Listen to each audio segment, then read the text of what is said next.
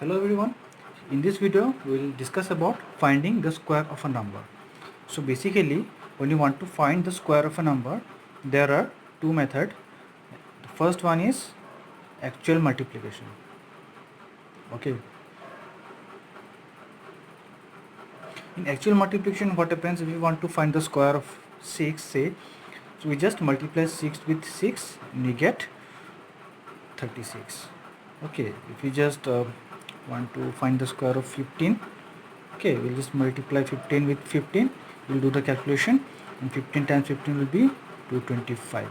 Say if you have a square, if you want to find the square of 29, then you'll just multiply 29 with itself.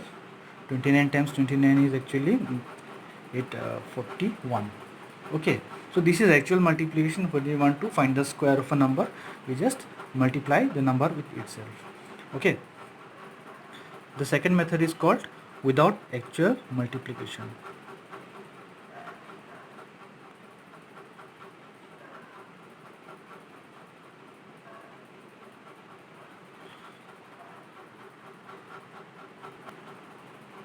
In this method, what happens, suppose we have a number 32. Okay, so 32 can be written in the form of 30 plus 2.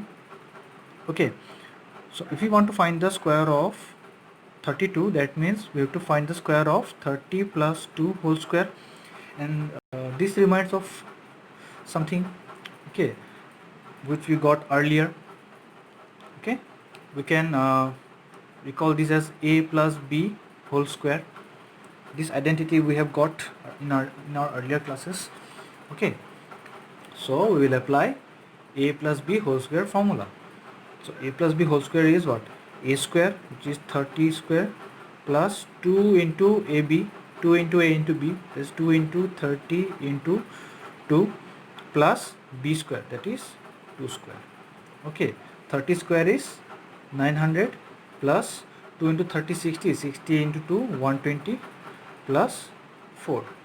900 plus 100 1024, 1024, which is our square of 32. In this way we can find out. Okay, suppose our number is given as 98. Okay, and we have to find the square of 98.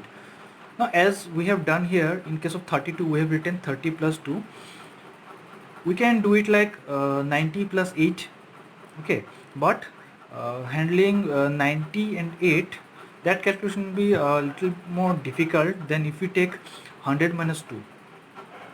So dealing with 100 and 2, these are quite relatively easier numbers. Okay, so we can use this 98 as 100 minus 2 whole square. Can't we write it like this? So in this case we will apply what? A minus b whole square. Okay, so a minus b whole square is a square minus 2 into a into b plus b square. 100 square is 10,000 minus 400 plus 2. 10,000 minus 400 will be 9,600. 9,600 plus 2, 9,602. That is our answer. Okay, square of 98.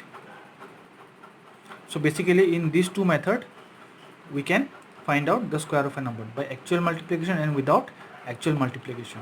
Okay, but in this without actual multiplication method, whether we have to plus or minus, that depends. Okay, you see whichever is convenient to you. See, in this case if you take 90 plus 8 also, then also applying this formula will get us equal result. Okay, which will be correct, but in that case our calculation will be little bit more difficult, because handling 90 and 8 will be more difficult than handling with 102, because 102 are relatively easier terms. Okay, I hope you have understood this concept of finding the square. Now let's talk about some special numbers. Okay, some special cases. Okay, in special case what happens, we'll talk about 2-digit number which are ending with 5. Okay, so numbers like 35, 45, 75, like two-digit number where the ending digit is 5. In this case, if we have to find the square of a particular number, say 35 square, first we will assign 4 digits for the answer. Okay, then since the resulting last digit is 5, the resulting number will be 35 square will have 25 in the last two digits, and the first digits, okay, we'll see this 3. What comes after 3? After 3, 4 comes, so we'll multiply 3 with 4. 3 4s are 12, and this will be our 35 square. Okay, similarly if you take this 75 or say 85 square, okay, we know there will be 4 digits, okay, and the last two digits will always be 25, always, okay, and this first two digit will be what? 8. After 8 comes what? 9. So 8 9s are 72. So 7225 will be our square of 85. Now take the example of 25. Okay, we assign 4 digits. Since the last digit is 5, it will be 25 in the last two numbers. And what about the first two numbers? We'll multiply 2 with 3 because 3 comes after 2. So 2 3 is 6. But we have two places, vacant places here, and we have to fill with 1, 6. So we'll put 0 6. Okay, so 625 will be our square of 25. So this is only a special case where we have two digit number ending with 5. Now we will talk about Pythagorean triplet.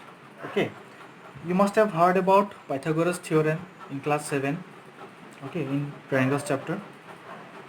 So things are quite similar. We will find some resemblance with Pythagoras theorem. Okay, we talk about rectangles. But now we will talk about Pythagorean triplets in algebra. Okay, so let A, B and C are three natural numbers. Okay, if we have A, B and C as three natural numbers and A square plus B square is equal to C square, we find this relation among them, then A, B and C together is called Pythagorean triplet. Okay, triplet means what? Form of group of three numbers, three together. Okay, so if we have three natural numbers which have this relation among them, A square plus B square is equal to C square, then those three numbers together, the triplet is called Pythagorean triplet. Let us take an example. Say we have three numbers, three natural numbers, 3 4 5. Okay, let's find whether 3 square plus 4 square is 5 square or not. 3 square plus 4 square. Okay, so 3 square how much? 9, plus 4 square how much? 16. 9 plus 16 is 25. Okay, and what is 5 square? 5 square means 25. So both are same. That means 3 square plus, therefore we can write 3 square plus 4 square is equal to 5 square. Therefore 3, 4 and 5 are called a Pythagorean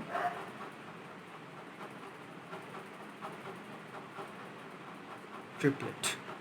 Okay, so in the like this only there are three groups of numbers which are actually Pythagorean triplets. And how to find those triplets, how to find those numbers? You see, for any natural number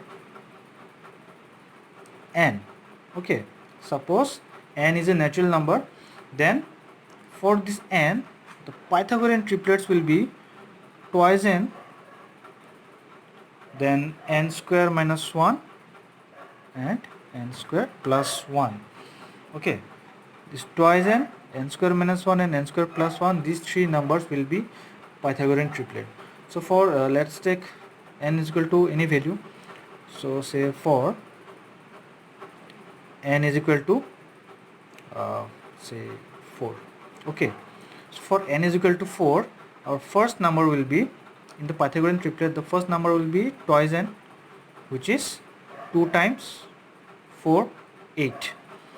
The second number will be n square minus 1. N square minus 1 will be 4 square minus 1. 4 square is 16. 16 minus 1 is 15. And n square plus 1. N square plus 1 will be 4 square plus 1. There is 16 plus 1, 17. So 8, 15 and 17 is our Pythagorean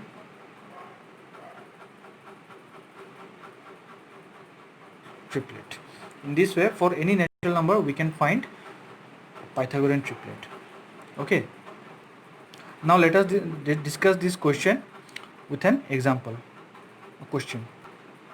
So our question is given as, write a Pythagorean triplet whose one number is 14. Here we see that out of the Pythagorean triplet, out of the three numbers, okay, one number is already given. Okay, we have to find the other two numbers with reference to this 14. So what we have discussed in our concept, that the three numbers should be 2n, n square minus 1 and n square plus 1. So if we take 14 as the 2n, okay, this is one of the number 2n, one of the number is given as 14. So if we take 2n equal to 14, then our n will be what? 7. Okay, so if our n is 7, then the other two numbers of the Pythagorean triplet will be what? N square minus 1 and n square plus 1.